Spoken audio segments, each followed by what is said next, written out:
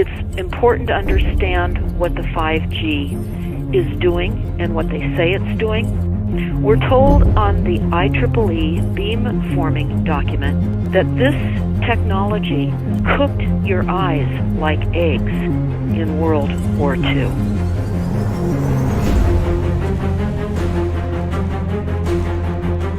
And you all need to understand these are military weapons. These are assault frequencies. If you garner nothing more than that, that's what you need to know. It's microwave radiation warfare, is what this is.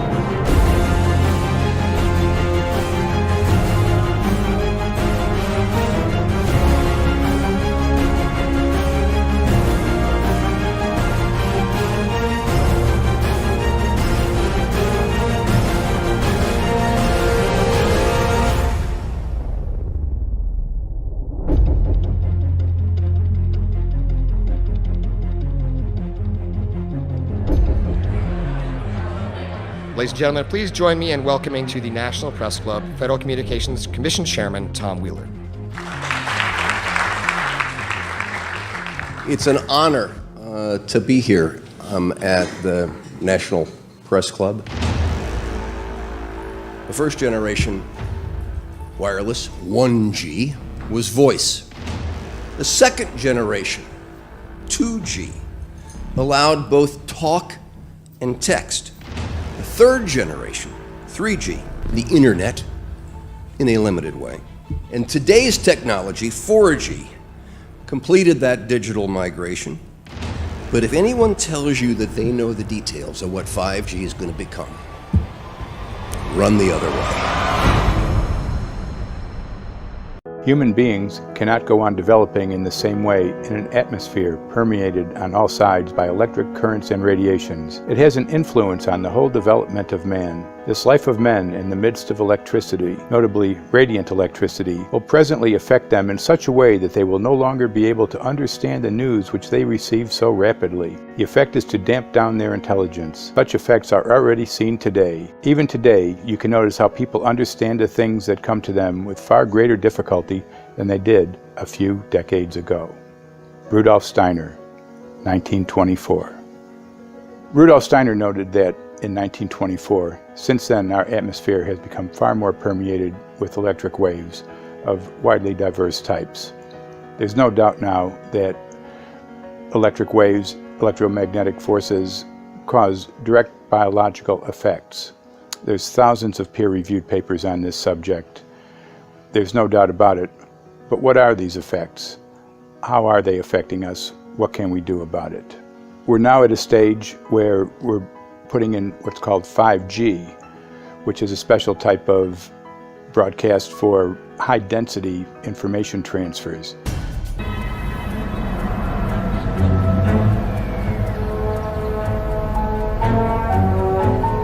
The main issue before us today is Senate Bill 637 and Senate Bill 894, the former by Senator Hugh and the latter by Senator Knopf.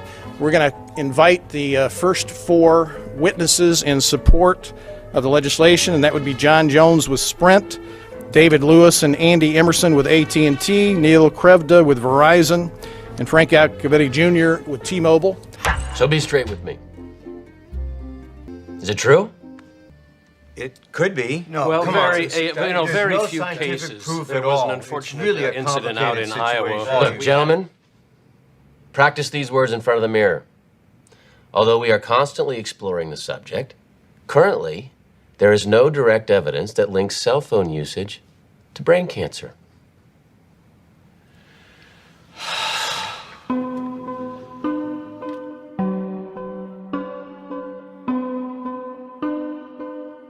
I'm Sharon Goldberg. I'm an internal medicine physician. I've practiced medicine for 21 years, and my background is mostly academic, internal medicine, hospital-based, clinical research, and medical education. I'm a certified Microsoft small business specialist. I've worked on space station designing the cabling system for the airlock module, where I was responsible for EMI, EMC analysis, which is electromagnetic interference, electromagnetic compatibility. I am a professor in the Department of Epidemiology, biostatistics and occupational health, and I teach there both toxicology and health effects of electromagnetic radiation. My name is Daphne Tachover, and I'm the founder of an organization called We Are the Evidence.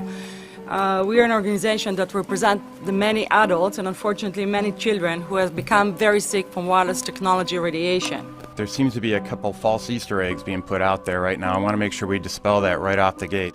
The effects of wireless on health scientifically are very, very clear. So it's always pushed back to the definition of an acceptable level of radiation. And that's what this is, by the way. This is about radiation. Wireless radiation has biological effects, period.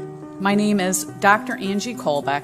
I've been reviewing the studies showing the impacts of wireless radiation on our health, and there are now thousands of studies showing the following adverse health impacts to wireless radiation: cancer, oxidative damage, DNA damage, DNA failure. Things like memory, dizziness, anxiety, brain fog. Headaches, nosebleeds, cognitive problem, exhaustion. We have evidence of DNA damage, cardiomyopathy, which is the precursor of congestive heart failure. Short and long-term memory loss, decreased attention spans, lower reaction times, even involuntary contractions of muscles causing misalignments of spines and jaws. Breast cancer. We suddenly have breast cancer in women who have no DNA predisposition.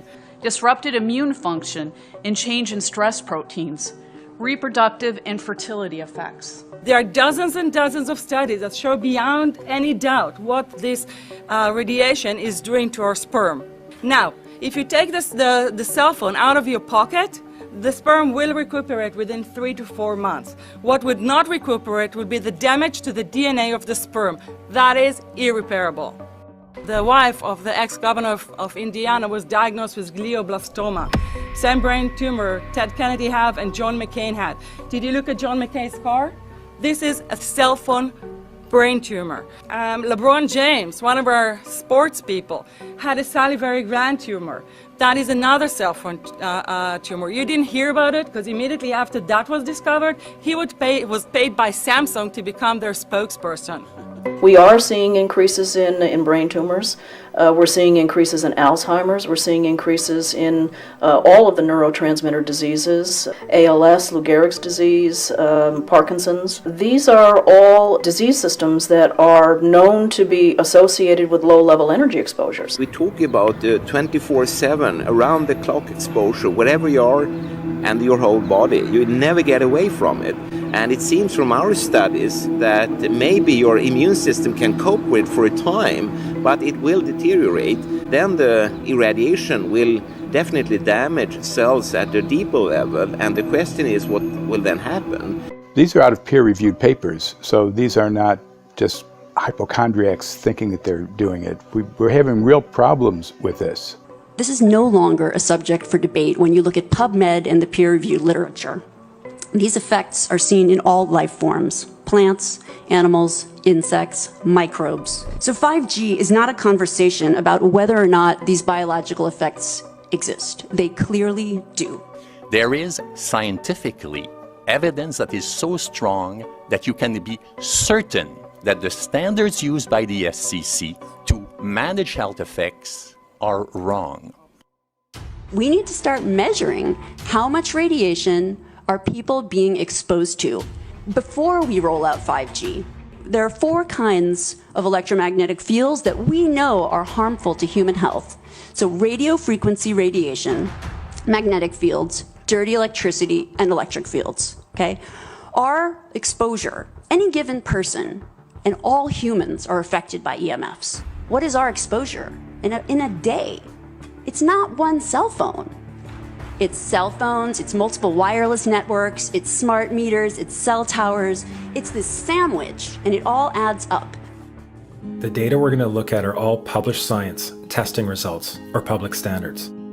At the bottom end of the radiation scale of what's called power density, or signal strength, is the minimum level at which cell phones will work, which was found to be 0.2 billionths of a microwatt per centimeter squared.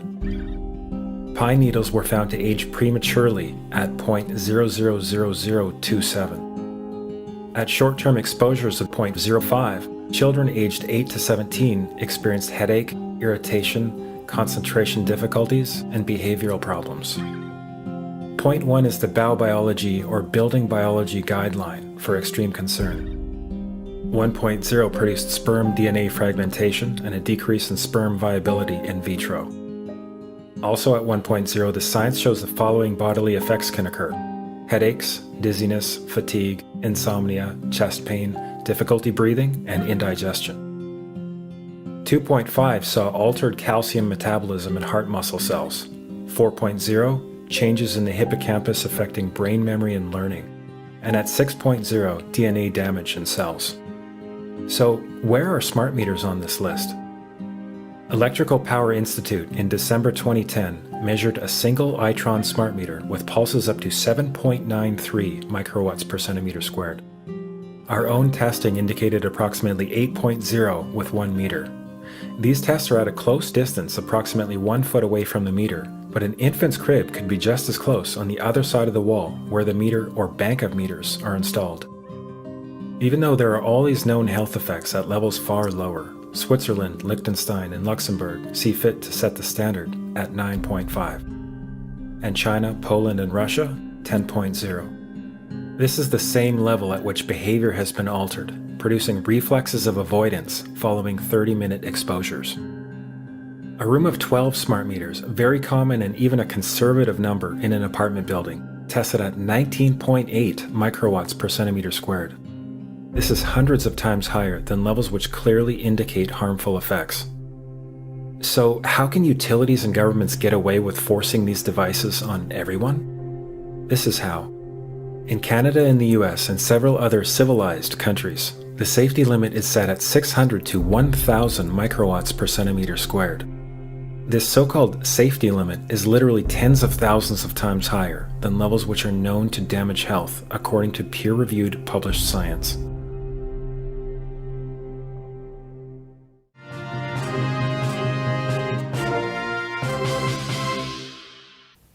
Faster, better, more reliable internet. That's the promise of 5G technology, but there is also the peril. Health hazards associated with radio frequency that is higher also and requires more transmitters and antennas. And the stark, simple fact is the health hazards are unknown and unstudied. And that is a sign of neglect and disregard on the part of the Federal Communications Commission that seems unacceptable. There have been no answers so far. The FCC basically has said everything's fine, but in order to reach a conclusion about the health and safety of this new technology, we need facts. Mr. Chairman, thank you for having this hearing. 5G, as you well know, also uses higher frequency waves that don't travel as far and will rely on a network of hundreds of thousands, potentially millions of small cell sites. And the question then is, are there any health implications, any public safety implications to those additional sites that are likely to be located close to homes, schools, workplaces, and closer to the ground? Correct? Correct, Senator. Yes. So my question for you, particularly Mr. Gillen and Mr. Berry, how much money has the industry committed to supporting additional independent research? I stress independent research. Is that independent research ongoing? Has any been completed? Where can consumers look for it? And we're talking about research on the biological effects of this new technology. Thank you, Senator. I think, thank you for your focus on the issue. Safety is paramount, and as you alluded to, we rely on the expert agencies, we rely on the findings of the FDA and others as to the requirements to keep all of us safe. There are no industry-backed studies, to my knowledge right now. Happy to visit with you as to what opportunities you think there needs to be more studies, and we're always for more science. We also rely on what the scientists tell us. So essentially, the answer to my question, how much money? Zero. I can certainly follow up with you, Senator. To my knowledge, there's no active studies being backed by industry today. Anybody else know of industry commitments to back research, fund it, support it, to ascertain scientifically the health effect? No, I'm not aware of any. So there really is no research ongoing. We're kind of flying blind here, so far as health and safety is concerned. Thank you, Mr. Chairman.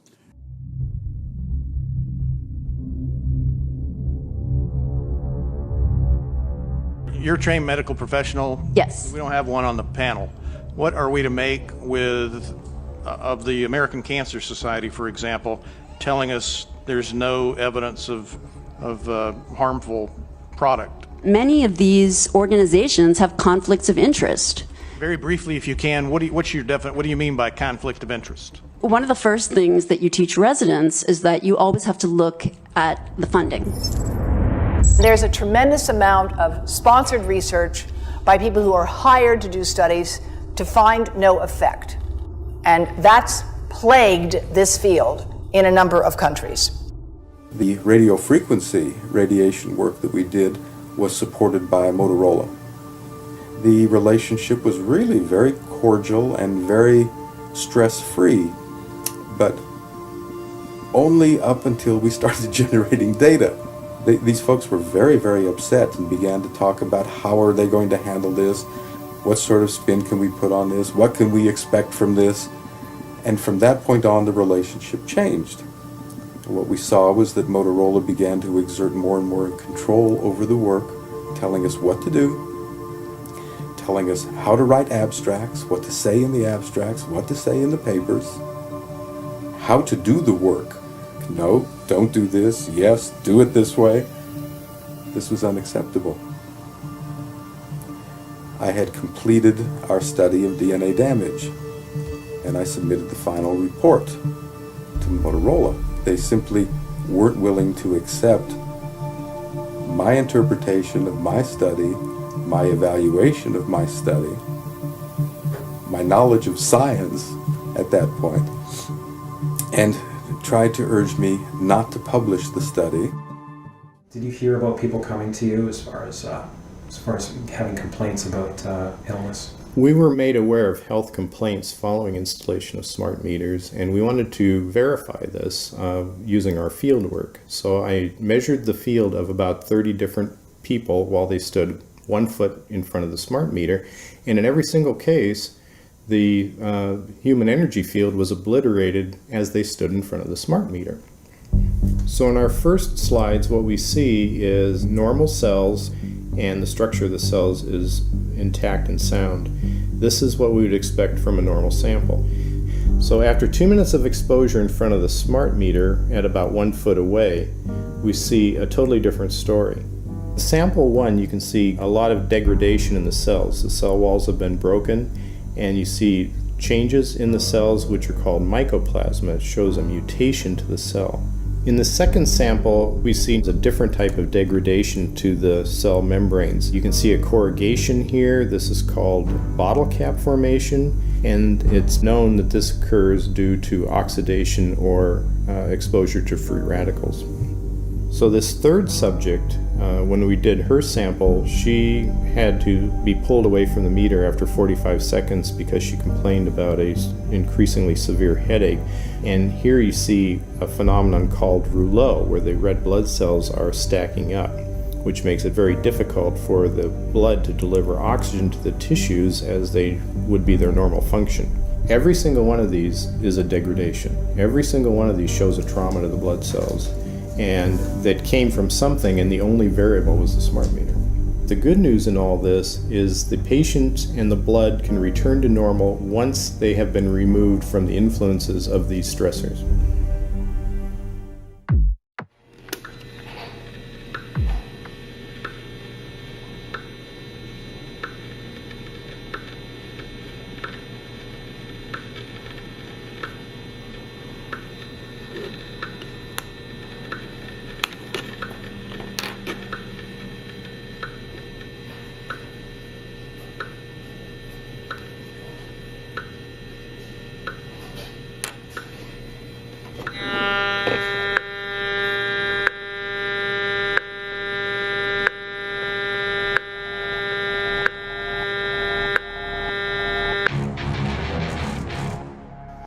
some of the effects that we can look at, well, one thing is just our regular Wi-Fi, 2.4 gigahertz.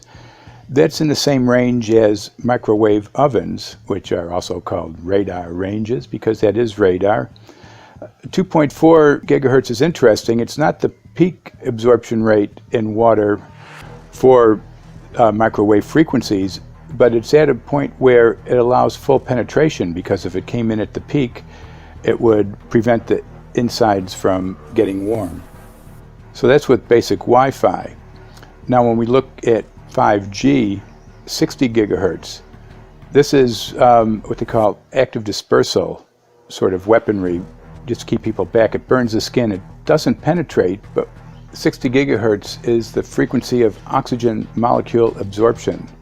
Since they have electrons that they share with each other, what we breathe is actually O2, pair of oxygen. So being bombarded with 60 gigahertz could very well impair our oxygen absorption rates in our body, and thereby the whole basis of our living system. Martin Pall says, putting tens of millions of 5G antennas without a single biological test of safety has to be about the stupidest idea anyone has had in the history of the world. So assessing all this, we have experts in various fields: military EMF weaponry, biological effects on humans, firefighters that are getting cognitive impairment by being there in them, countries that are banning these sort of technologies around schools because of the impairment to cognitive. Let's weigh that up in light of what Rudolf Steiner said in 1924 about just mere radio causing the impairment of cognitive functions on people, that they can receive news from around the world, but they can't understand it as well because of the effect of the electricity. We have to say, something smells sinister here. With the 5th generation, it's actually a whole new ballgame. It's not using the same technology. They're switching to military-grade millimeter wave technology. And when you look at this technology, I mean, if you go and look at DARPA reports, come and look at some of the patents that the United States military has put out on what they can do with psychological weapons, all sorts of things, crowd control, active denial, anything you can think of. This is what they can do with 5G. So any type of military application you can think of which has an electromagnetic base, they can do with 5G. And they're putting this out blanket across the population. Ladies and gentlemen, the President of the United States. Good evening, my fellow Americans. In the councils of government, we must guard against the acquisition of unwarranted influence, whether sought or unsought, by the military-industrial complex. The potential for the disastrous rise of misplaced power exists and will persist. We must never let the weight of this combination endanger our liberties or democratic processes.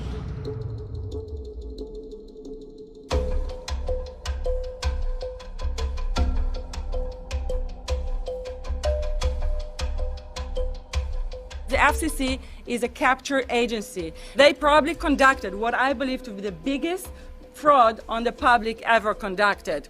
The FCC has been described by Harvard University's Center for Ethics writer Norman Alster as the most captured agency in D.C., acting more as an industry cheerleader than a regulator. This is especially true today with 5G, where there are serious safety concerns and potentially misleading information coming from the FCC. For example, the previous chairman of the FCC is Tom Wheeler. He was the head of the Wireless Lobby Association for 14 years. Now remember, Obama told us there would be no lobbyists in his administration, so he took the biggest lobby and put him as a head of the FCC. And that's damn important.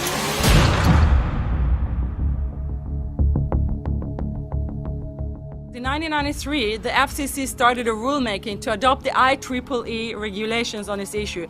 IEEE is an engineer association. Why is it that we adopt regulation of engineers who maybe know how to measure this radiation when it's passing a wall, but not when it's passing a body? All our health agencies objected it, saying that it makes no sense to adopt engineer association, that they had not even one biomedical person on their team. They are effectively indemnified against adverse health impact lawsuits when the acceptable limits are higher than the limits actually shown to show harmful health effects. The FCC guidelines were developed for short-term exposures, 6 minutes, 30 minutes, depending on it's a phone or an outdoor exposure. And they have absolutely no connection to the biological effects that have been very clearly summarized in the Bio Initiative. So as you can see, there's a number of individuals in this room today that have serious concerns about this as regards to their health. If one of your companies decides to put one of these small cells up at a pole that's within, say, 50 feet of one of their houses, what recourse do they have to say, is there a way to move it somewhere else? There's language in the bill so that the authority can require the applicant to come forth with certification of compliance with the FCC's rules related to radio frequency emission. Remember that denial of request or denial of permit request that you can put in? It's going to point back to the acceptable levels as determined by the FCC. Not the EPA and not the CDC, the ones who usually take care of health concerns, but by the FCC, which is staffed by former members of the telecommunication industry. That's the fox guarding the henhouse. It's a fact that most insurance companies will not indemnify against EMF effects. Telecom companies around the world are warning their investors of potential major costs due to real or alleged risks of EMF pollution from their products. Interestingly enough, they're warning their investors, but they're not telling their customers. They're basically keeping it quiet because that's where their money comes from. So we're using technology that could be very potentially harmful to us, and the investors know it. But their only worry is that they might lose money, not that our health might be affected. First of all, I think what you should really think about is why is it that they're not insured? It's not that they chose to be self-insured. They actually rejected by the insurance company from being insured because they understand the risk. And so the insurance companies, the big insurance companies, will not insure the telecommunications? So there's insurance companies, and then there's what's called secondary insurance companies. Secondary insurance companies are the insurance companies that insure the insurance companies. So in an event, an insurance company, let's say I insure Verizon, and it may not be able to meet the claims, then the secondary insurance company is kicking in. Like Lloyd's of London. Sorry? Like yes, Lloyd's of exactly. London. So two leading one would be Lloyd's of London and Swiss Re. Both told the insurance company not to insure the wireless industry, and this is why they're not insured. And that should give you a hint. Now, this is exactly why they have to prevent a health lawsuit. And how did they prevent lawsuit? That goes back to Section 704.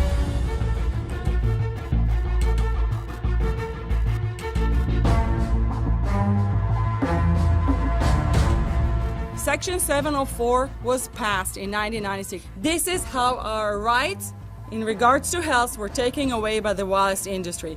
What this legislation did, it gave the power to regulate the health effects of wireless technology to the FCC.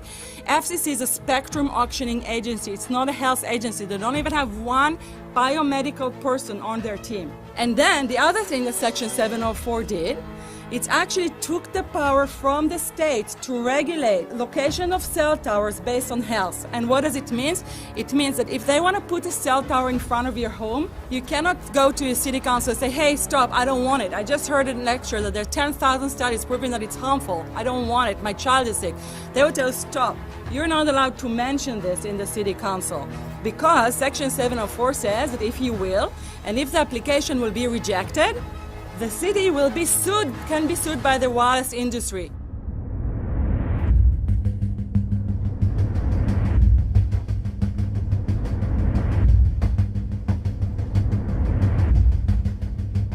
A major U.S. government study on rats finds a link between cell phones and cancer. Very first government study linking the radiation from cell phones to cancer. Two-decade, $30 million federal study out today found there is some evidence of a link between cell phone radiation and brain cancer. Professor, what is the NDP? I've heard that study several times. NDP is what? So it's a $25 million study on rats and mice that was supposed to demonstrate that there were no effects of radiation below thermal. And in fact, it demonstrated exactly the opposite. And it follows on the heels of 2 major studies on animals that said exactly the same thing. And that study was designed perfectly to make sure that it cannot be challenged, that there will not be any doubt. That's why it took them 14 years. That's how they prevented discussion of health. And why do they want to prevent discussion of health if there's no problem with health? Simply put, FCC is completely unprepared, unable, and possibly unwilling to oversee 5G for safety, even as it barrels toward us. They are falling back on tired definitions and panaceas long since disproven by science. To make matters worse, recent FCC rulings and numerous industry-friendly bills passed at state and federal levels between 2016 and 2018 removed the last vestiges of local and state review over infrastructure siting, just when we need it the most.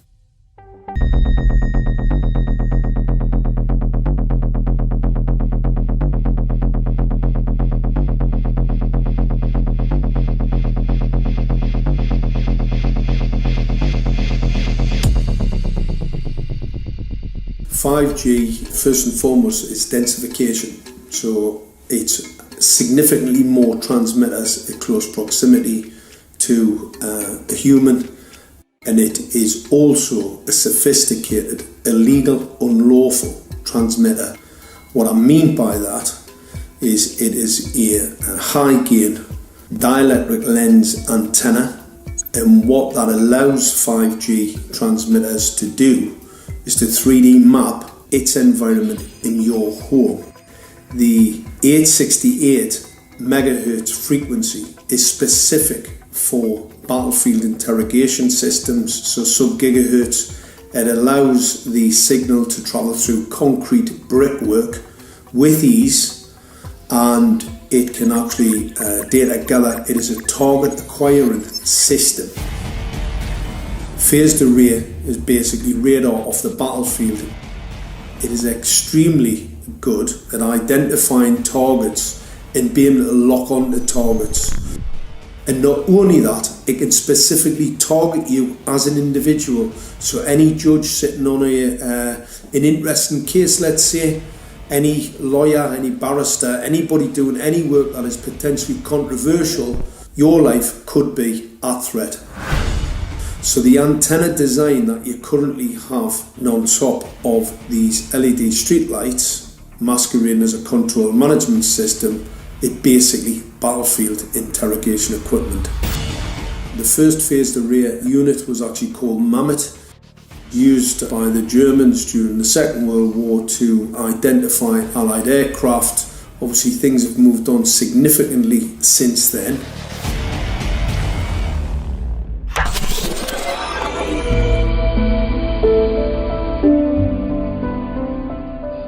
Well, I joined the Royal Navy in 1960, and I specialised in microwave warfare.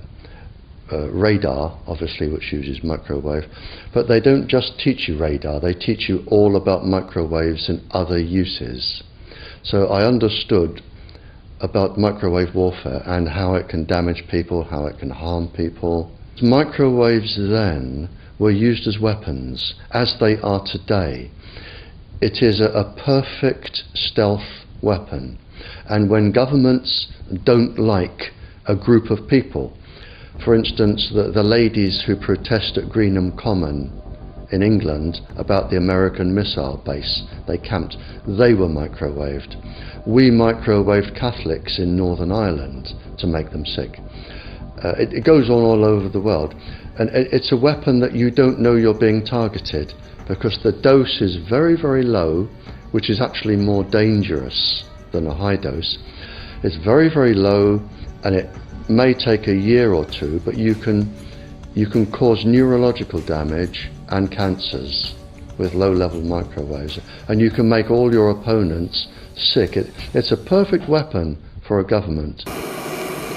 It's going to eviscerate microbial DNA inside human beings, which is our effective operating system, number one. So it may not impact human DNA in laboratory experiments right now, and they're saying it doesn't impact human DNA. But given that human DNA is less than 1% of the cellular DNA in the human body, the rest of the cellular DNA is microbial, and we know that this will eviscerate microbial DNA. So we're talking about a takedown of the operating system of human beings. Exactly. I couldn't have put it better myself.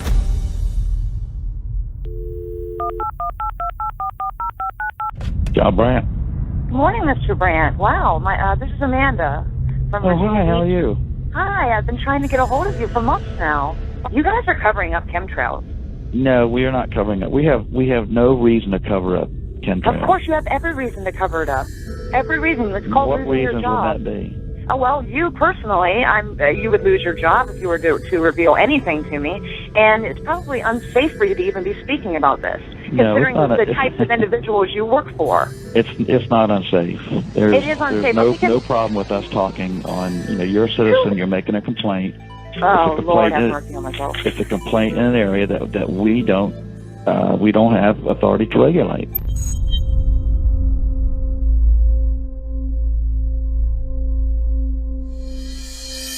So the connection between chemtrails and 5G. It's all interconnected. The metallized particulates, that would allow the 5G phased array, so basically the radar, that would allow it to be able to identify you, so it can watch you, it can identify you in your own home 24 hours a day, 7 days a week. For the last X amount of years, we've been through chemtrailing, and that is now the cat is out of the box. We've had these nanoparticulates raining down on humanity for years now, impregnating our bodies, by best accounts staying inside our bodies. Those nanoparticulates, what you're saying, are building up a kind of a phosphorescence glow capability so that we can be flagged up in our homes, behind concrete and steel, inside bunkers, in the basement, doesn't matter where you are. The 5G will be able to now triangulate, map and read you, because you as a living being are impregnated with these nanoparticulates, which are acting as a kind of transmission and reception technology. It's exactly, absolutely exactly.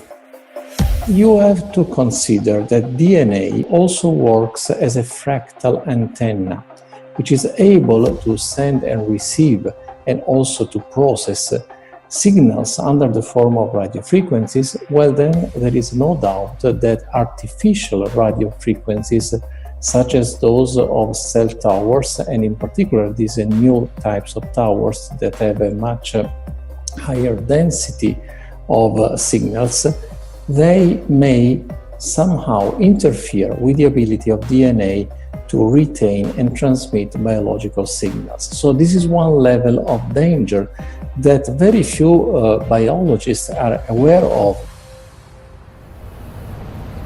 How much effort was put forward to address this? What most of these people or many of these people are here for, which are the health concerns. Was there any dialogue back and forth? Was there any working? Was there many studies evaluated to look at regarding this area? Maybe not every person that has concerns on the legislation was brought to the table. Okay, so from your perspective, you feel that there was a legitimate amount of time to evaluate the data that the opposition would have on this? Absolutely, and I wouldn't put forth something that I didn't believe in. And I'll tell you, as I mentioned earlier, and it's been commented several times amongst the panel here, this is truly an economic development issue. Our 3-year-old, again at home, is outraged when we pull out the driveway and he's not able to access Wi-Fi.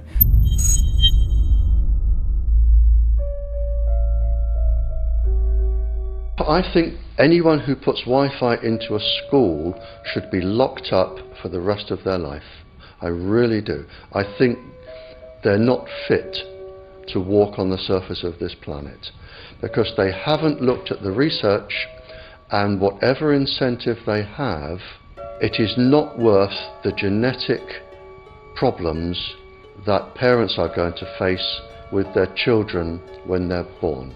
France has banned Wi-Fi in nursery schools and put warnings out for regular schools because they're finding there's impaired learning capacity in children when they're around Wi-Fi. And they have to put up warning signs where they put Wi-Fi transmitters. When I got sick and I learned that they're putting Wi-Fi in the schools in Israel, I was very sick at the time, but I could not tolerate the thought that children in the schools will become as sick as I have. And after a few months of correspondence, I submitted a Supreme Court case in Israel to ban the use of Wi-Fi in the schools and replace them with wired network. The 4 top diseases that kill our children, our young adults right now, are brain tumors, thyroid cancer, testis cancer, rectal cancer, everywhere we put our cell phones.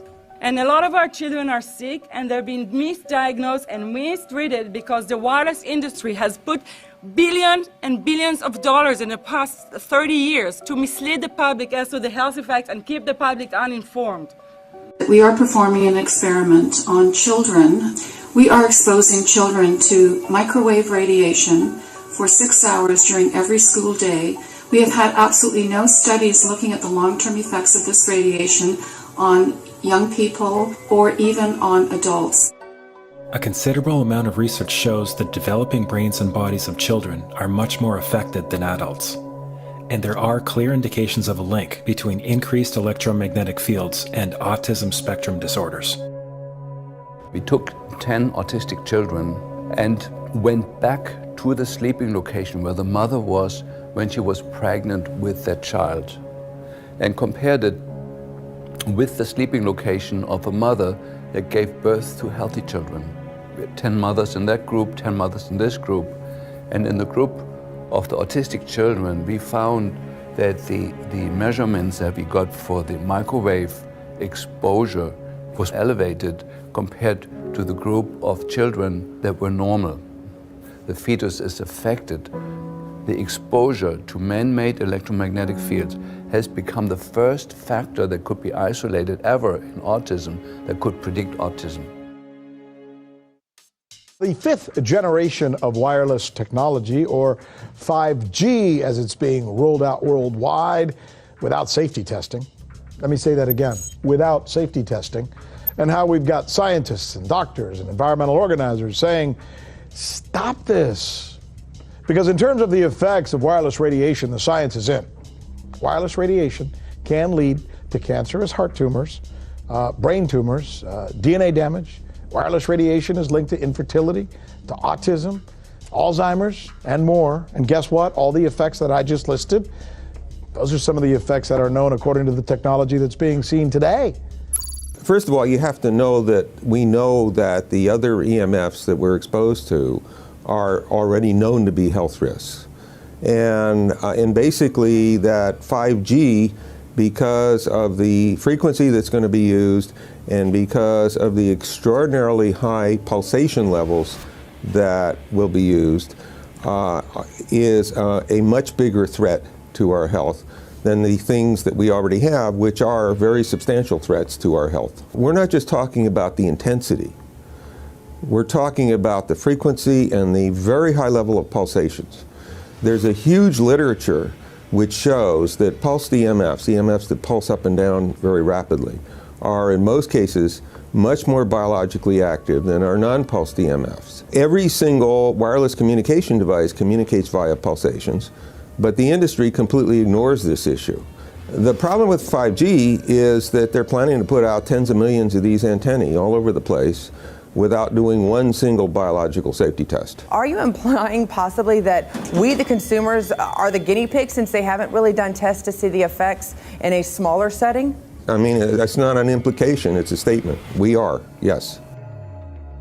Cancer is not the main concern that I have. I'm really concerned about sperm count and about effects on pregnancy. How many of you know that 1 in 6 American couples is unable to have a child when they want to? How many of you know that last year the birth rate in this country dropped the most that it ever has in recent history, 3% in a single year? People look at the sperm, and people use cell phones, and the sperm, usually sperm swim, and they swim straight. But if you expose them to radio frequency, mobile phone waves, they swim in a circle. Studies have been done here in Australia, taking sperm from healthy men. And one test tube gets exposed to cell phone radiation, and one test tube is not exposed to mobile phone radiation. And then the results are evaluated. And this is a measure of vitality. We measure how well the sperm swim. This is a measure of motility. This is a measure of mitochondrial DNA damage. They have 3 times as much damage on their DNA if they have been exposed to mobile phone radiation. The data on that are rock solid. Cell phones can damage sperm quantity and quality. Your embryo, your uterus in the fetus, where your child is developing for the first 100 days, in the ovaries, the eggs do not have that protection. So they are at maximum risk from radiation. And for the first month or so, you wouldn't even know you were pregnant. You wouldn't even be taking precautions. That is the main danger area. So you give birth to a daughter, but her ovaries are now contaminated. She may be normal, she may be genetically damaged, but her ovaries are at the most risk. So when your daughter grows up and she becomes pregnant and has a baby, this is where one of these eggs will be fertilized and come out. So the real damage here is your grandchildren. That is where it is going to show most. Do you think that there is a chance that within the 3rd generation of females, they may be irreversibly sterile? Not in the 3rd generation, but in the 5th generation, and that would for humans be something in the order of 150 years ahead of us. And of course, then it's too late to say that you are sorry, and it's very too late to say stop. There is a wealth of papers. I mean, we're talking about thousands of published papers in the scientific literature, few of which, or sometimes none of which, have entered the official documentations from authorities and likewise. So I think it's really time to have an independent compilation of data. Such was done at August 31st, 2007 in the form of the Bioinitiative report, of which I was one of the authors. And then we put together approximately 2,000 scientific references on a little bit more than 600 pages, clearly saying that if you, for instance, if you are a rat or a mouse or a cell or a molecule, you should definitely not allow yourself to be exposed to this. And in the meantime, we have this full-scale experiment using our own kids.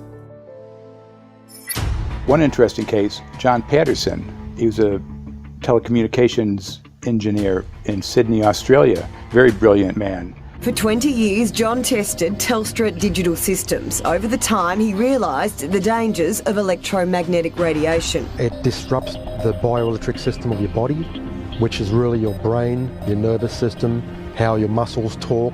And he tried warning of these effects through different agencies, through his company. Got all the test gear out and measured it and drew up a report, and I was immediately removed from service. Finally, in 2007, he took matters into his own hand. He commandeered a used British Army tank and went and destroyed 6 cell phone towers in Sydney, Australia, because he wanted to stop this. He was trying to make a point. The message was that how dangerous it was. You know, these people were elected by us to manage our infrastructure in a responsible manner. That is the sole purpose of government if it's going to exist at all. And if it doesn't do that, then it has no right. It is invalid. So we need to pull this infrastructure down. We really do. But in order to do that, I mean, we can't just be some violent domestic terrorist. You've got to bring this awareness to the people that these towers are doing them damage. You don't need bandwidth that fast. And they're not doing it so you can download movies quickly. They're doing it so they can track every single thing you do and bring in this social crediting system to control even everything you think. There's a story about a lady called Claire Edwards. She was a United Nations staff member, and she was warning of the potentially catastrophic dangers of 5G technology. I took the issue to the UN Secretary General, Antonio Guterres, He is a physicist and electrical engineer and lectured on telecommunication signals early in his career, yet asserted to me that he knew nothing about the dangers of 5G. Current public exposure levels are at least 1 quintillion, that's 18 zeros, 1 quintillion times above natural background radiation, according to Professor Olle Johansson of the Karolinska Institute in Sweden. The highly dangerous biological effects of EMFs have been documented by thousands of studies since 1932, indicating that we may be facing a global health catastrophe orders of magnitude worse than those caused by tobacco and cigarettes. 5G is designed to deliver concentrated and focused electromagnetic radiation in excess of 100 times current levels in the same way as do directed energy weapons. There is currently an international appeal signed by 237 EMF scientists from 41 nations, urging the UN and particularly the WHO to exert strong leadership in fostering the development of more protective EMF guidelines, encouraging precautionary measures and educating the public about the considerable health risks, particularly the risks to children and fetal development. Sorry, because we are talking with someone that is a little bit ignorant on these things. We're talking to the Wi-Fi systems. I become worried because I put those devices in my house. I will have to. I mean, I confess my ignorance on this. We will have to. But I'm going to raise this with WHO, which I think is the organization that might be able to deal with it properly. Because I must confess, I was not aware of that danger.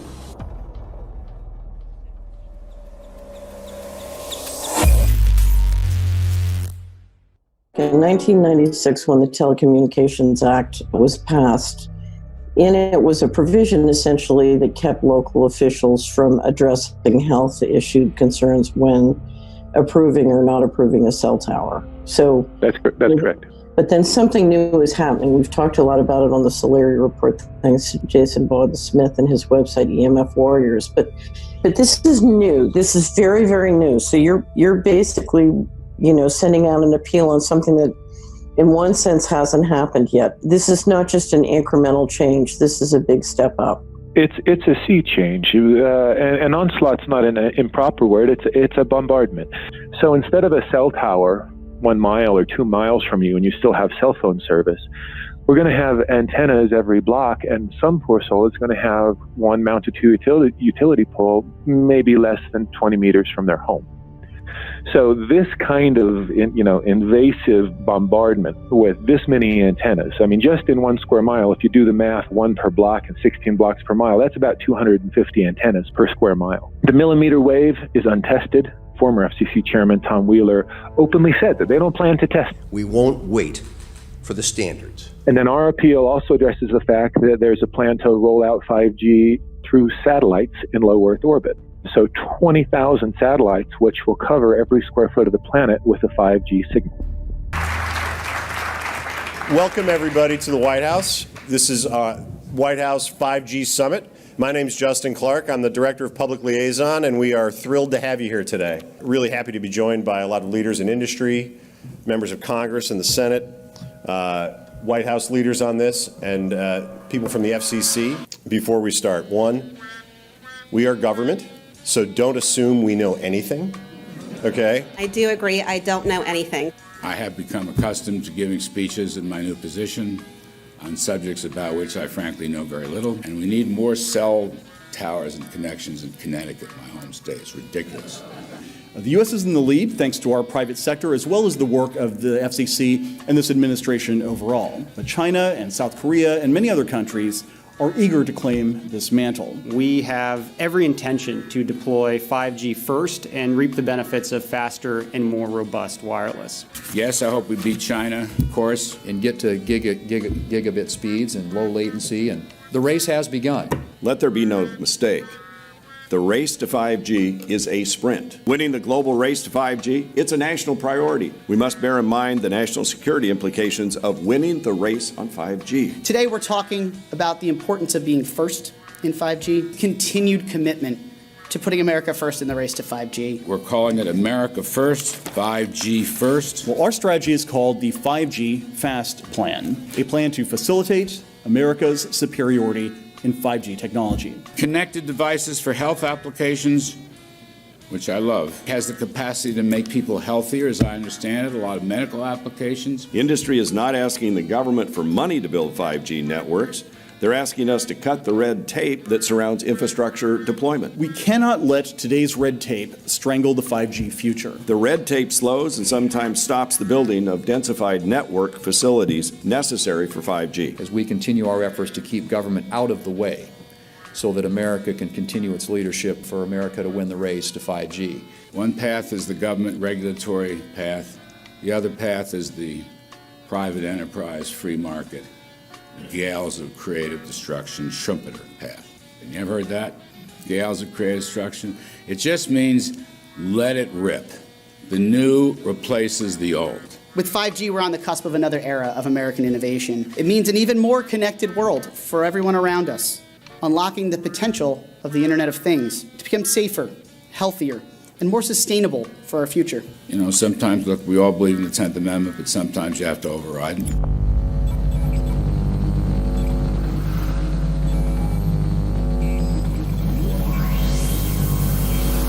By the way, the 1996 bill permits that kind of override. We're not here to be completely heavy-handed, but sometimes you got to do what you got to do. And some of these states or cities that don't want to cooperate want to shake us down. We can't allow obstacles and barriers to stop this movement. That's all.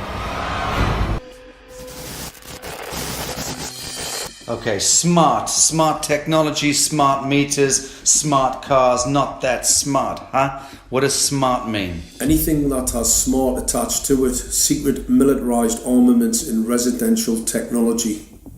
That's where smart came from. And smart, every bit of technology that you see today has all been developed for either some type of battlefield, some type of intelligence gathering system, and obviously these developments have to be commercialised, and people have actually took them into their homes. The definition of a smart grid is a wireless system that will fundamentally turn every single appliance in your home into the equivalent of a transmitting cell phone. That's every computer, every television, every furnace, every air conditioner, every coffee machine, every printer, every single appliance that you have in your house will eventually, in a smart grid, have an antenna that's embedded into it that will transmit your usage data to a smart meter on the outside of your home that will then transmit your usage data to another tower receiving that usage signal that will then go to the utility company for supposedly billing purposes.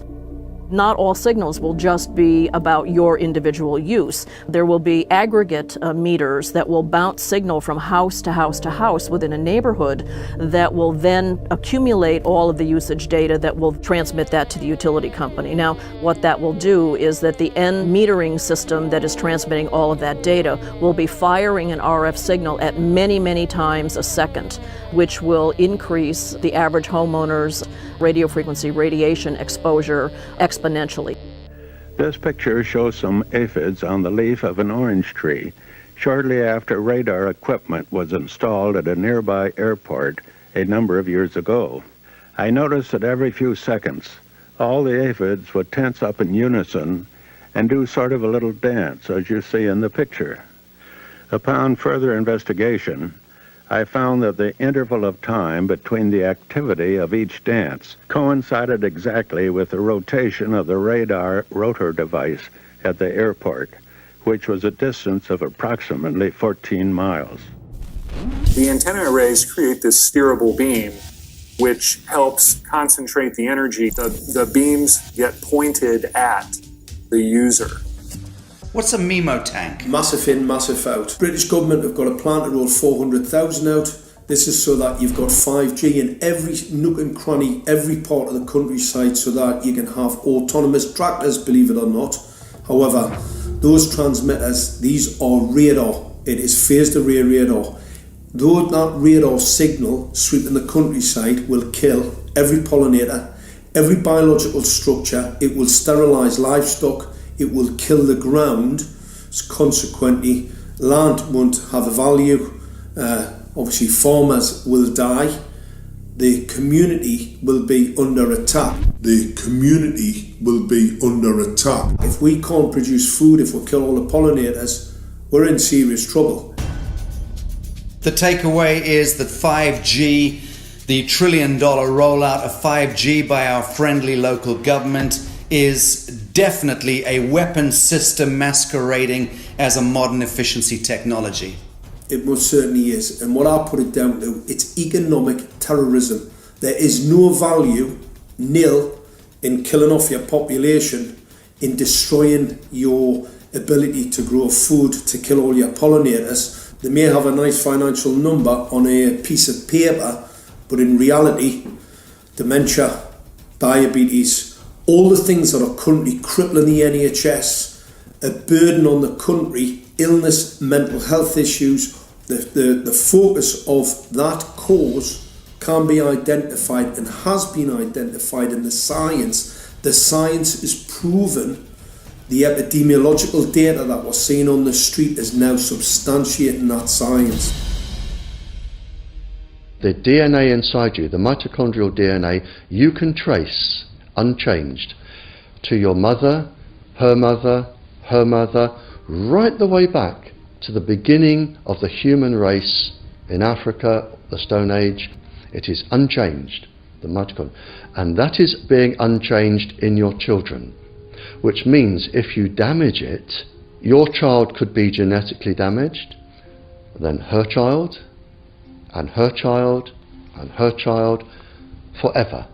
You are condemning the future generations of every single child. There is, however, a light at the end of the tunnel, or there is some ray of hope. Thanks to the principles of biological quantum entanglement that we have learned how to exploit in the field of biology and medicine, now we can transfer the information from the microbial DNA to the human DNA. And in so doing, we can train, so to speak, the microbes to withstand whatever extreme condition they are exposed to, including this new technology. And then we can train them to transfer this resilience of theirs to our DNA. So let's say that there are good reasons to be worried about the introduction of these new technologies, but fortunately, since the knowledge in the field of quantum biology, in the field of microbiome medicine is advancing as fast as potentially harmful technology, then we can exploit this knowledge to protect ourselves from any real potential or perceived danger from these new technologies. I've met with molecular and cellular biologists, with blood microscopists, with weapons development experts, frontline activists and researchers, and all the stories I'm hearing from these experts and pundits leads to the same thing. 5G is almost certainly the end game. It is an extinction event brought into our homes, into our classrooms, onto the high street, into the very cells and DNA in our human bodies.